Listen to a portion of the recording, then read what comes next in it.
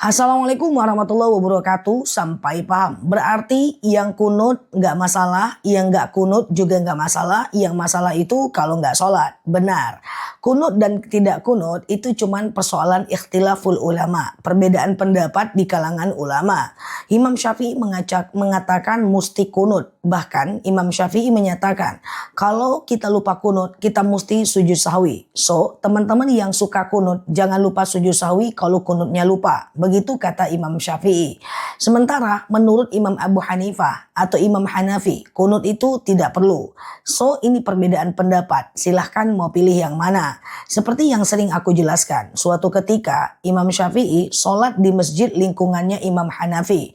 Lalu Imam Syafi'i tidak pakai kunut, padahal beliau menyuruh kunut. Kemudian sahabat bertanya, "Ya Syafi'i, kenapa engkau nggak pakai kunut sementara engkau suruh kami kunut?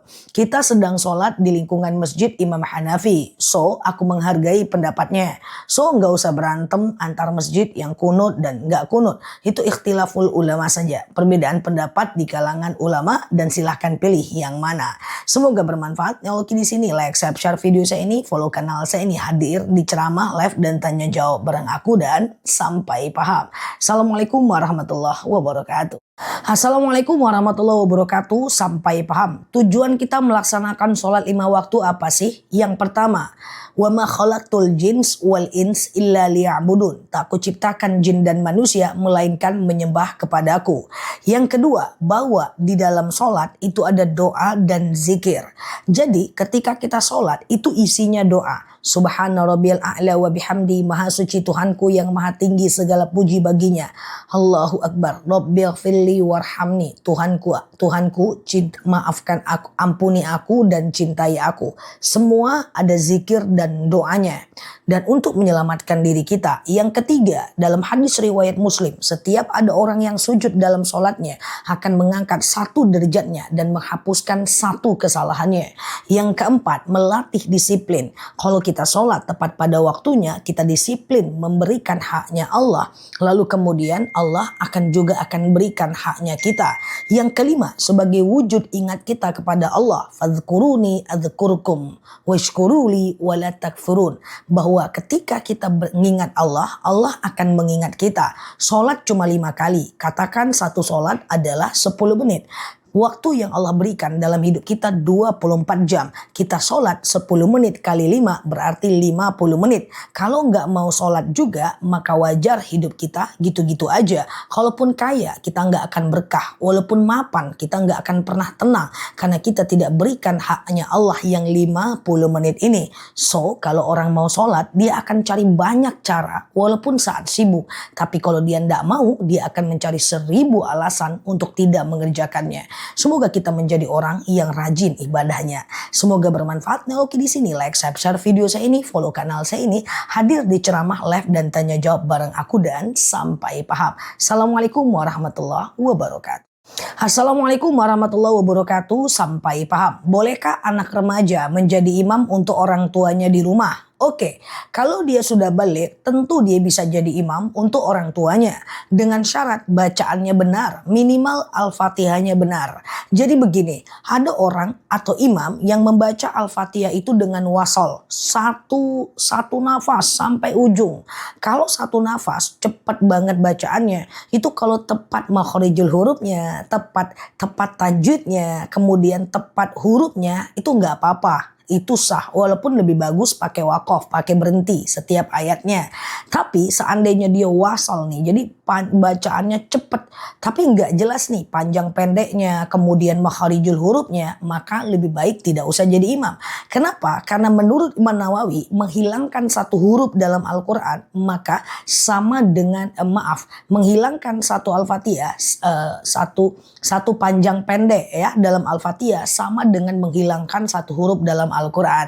So yang penting makharijul huruf dan panjang pendeknya benar. Kalau ayat pendeknya gimana? Kalau ayat pendeknya, kalaupun dia lupa itu bisa langsung ruku aja kok. Semoga bermanfaat ya, dan semoga banyak remaja yang bisa jadi imam untuk orang tuanya. Nih lalu di sini like, share video saya ini, follow kanal saya ini, hadir di ceramah live dan tanya jawab bareng aku dan sampai paham. Assalamualaikum warahmatullahi wabarakatuh. Assalamualaikum warahmatullahi wabarakatuh. Sampai paham. Boleh nggak sedekah subuh diniatkan untuk orang tua? Oke, jadi begini, lebih tepatnya bukan diniatkan untuk orang tua, tapi didoakan untuk orang tua. Karena niatnya untuk Allah, nggak bisa untuk orang tua. Jadi setelah sedekah subuhnya dikumpulkan di rumah, 2000, 2000, 2000, 2000 dalam celengan atau dalam kotak, kecuali kalau teman-teman ke masjid, teman-teman akan nyerahkannya ke masjid. Sekarang ceritanya kita nggak ke masjid nih, jadi kita kumpulkan di rumah nih, 2000, 2000, 2000, 2000, lalu kita serahkan. Nah, baca doa sedekah subuh atau doa sedekah. Robbana taqabbal minni. Ya Allah, terimalah dariku. Ya Allah, terimalah dariku. Lalu kemudian kita doakan dengan sedekah ini, ya Allah, lapanglah kuburan orang tuaku, sehatlah badannya, anakku sehatkan, suamiku amankan, dan kemudian perbaiki rumah tanggaku, lapangkan rezekiku. Boleh. Niatnya tetap untuk Allah, tapi doanya boleh macam-macam. Semoga dipahami ya. Dan yang baru mampir boleh follow kanal ini, like, share video saya ini. Hadir di ceramah live dan tanya jawab bareng aku, dan semoga betah belajar di akun ini. Assalamualaikum warahmatullahi wabarakatuh. Assalamualaikum warahmatullahi wabarakatuh. Sampai paham. Lebih detail lagi nih pertanyaannya. Sedekah subuh dibelikan kue lalu disedekahkan, kita boleh makan nggak? Oke, teman-teman, sedekah subuh itu adalah uang yang kita kumpulkan di waktu subuh, 2000, 2000 atau 5000, 5000. Setelah terkumpul maka kita sedekahkan. Sedekahnya bisa dalam bentuk belikan kue untuk orang lain, bisa dalam bentuk kasih uang ke orang yang membutuhkan, bisa dalam bentuk traktir makan kawan, bisa untuk uang pesta, bisa untuk sekedar membantu ponakan, bantu anak, bantu istri, bantu suami, bebas. Sedekah subuh itu bebas, untuk apapun bebas. Yang penting untuk orang lain ya. Nah, pertanyaannya, ketika kita traktir teman dengan sedekah subuh, lalu kemudian kita makan, ikutan makan, boleh nggak? Kalau uang sedekah boleh. Yang nggak boleh itu adalah uang zakat dan uang nazar. Misalnya nih, kita nazar kalau kita naik kelas, kita akan traktir 7 orang teman kita makan dengan makanan seharga 700.000 per 7 orang. Berarti 100.000 satu orang.